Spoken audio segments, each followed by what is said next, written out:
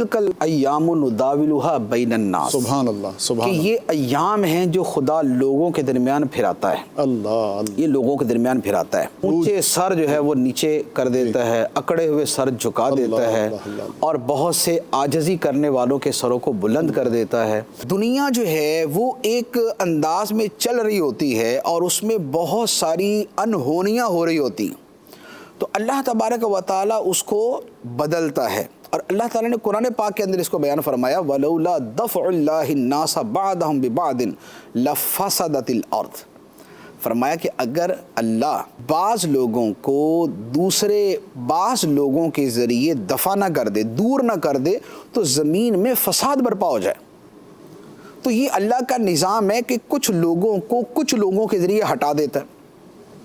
جب اللہ تعالیٰ کچھ لوگوں کو کچھ لوگوں کے ذریعے ہٹاتا ہے تو زمین میں جو فساد چل رہا ہوتا ہے وہ فساد جو ہے وہ ختم ہونے پہ آتا ہے، وہ کمی کی طرف آتا ہے۔ اب آپ دیکھیں دنیا میں فساد کیسا ہو رہا ہے۔ دنیا میں فساد کی ایک بہت بڑی صورت یہ ہو رہی ہے کہ پیسہ کہاں خرچ ہو رہا ہے۔ سلطنتوں کے پیسے، ملکوں کے پیسے، اور جو دنیا کی پاورز ہیں، تو پاورفل کنٹریز ہیں، ان کا پیسہ کہاں خرچ ہو رہا ہے؟ سب سے زیادہ اسلحے کے اوپر اور دوسروں کو نیچا دکھانے کے اوپر۔ اب اسلحے پر اور دوسروں کو نیچے دکھانے پر اور دوسروں سے مقابلہ بازی پہ پیسہ خرچ ہو رہا ہے، تو اب سب اسی میں لگے ہوئے تھے۔ لیکن اللہ تعالیٰ نے یہ جو کرونا کی صورت میں ایک انقلاب جو ہے نا لوگوں کے سامنے کیا، نتیجہ کیا ہوا کہ اب سب کو اسلحہ بھول گیا۔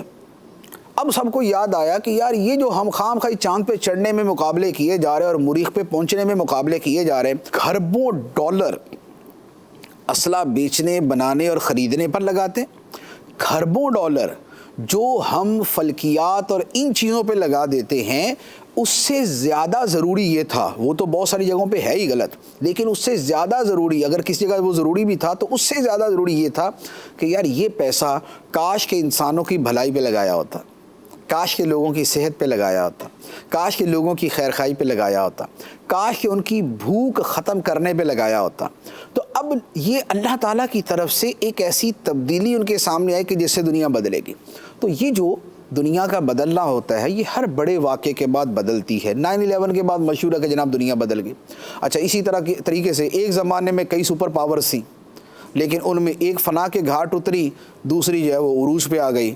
لیکن عروج میں آنے کے بعد چونکہ اکثر اپنی اوقات میں رہنا مشکل ہو جاتا ہے، تو اب وہ والے گڑبڑ ہوئی، تو اب ایک دوسرا ایسا انقلاب برپا ہوا کہ اب اچھا خاصا دماغ بھی ٹھکانے آ گیا اور بہت ساری چیزیں سیدھی بھی ہونا شروع ہو گئی۔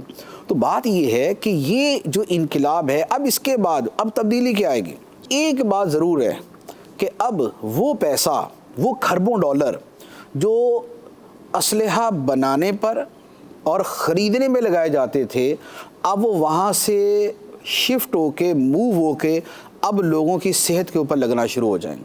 اب ہوگا کہ نہیں، جس چیز کو ہم نے ترجیح نہیں دی تھی وہی اصل ترجیح تھی۔